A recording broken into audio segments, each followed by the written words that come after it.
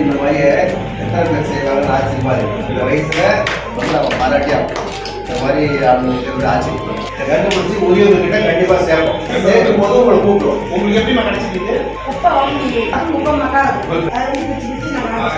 போலீஸ்காரமா உங்க நேர்மைக்கு எங்களோட பாராட்டு. அம்மா, இந்த வயசுல இப்படி யாரு செய்வா? இதுக்கெல்லாம் ரொம்ப பெரிய மனசு வேணும். எனக்கு அந்த நகை வேணாம், அடுத்தவங்களுக்கு பொருள் நமக்கு தேவை கிடையாது. அவங்க எவ்வளவு கஷ்டப்பட்டு இருப்பாங்க, போலீஸுக்கு தெரியப்படுத்தணும். சரிம்மா, ரொம்ப நன்றி. பாண்டிச்சேரியில தர்மாபுரி பகுதியை சேர்ந்தவங்க ஜோதி. இவங்க உழவர்கரை நகராட்சிக்கு உட்பட்ட பகுதிகள்ல தனியார் நிறுவனங்கள் மூலியமா 21 வருஷமா துப்புரவு பணியாளரா வேலை பண்ணிட்டு இருக்காங்க.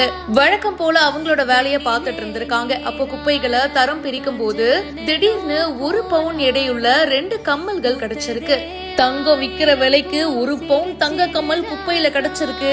அதை யார் தொலைச்சாங்கன்னு தெரியலங்க. உரியவர்கிட்ட நீங்களே ஒப்படைச்சிடுங்க அப்படின்னு சொல்லிட்டு போலீஸ் ஸ்டேஷன்ல பத்திரமா போயிட்டு கொடுத்திருக்காங்க.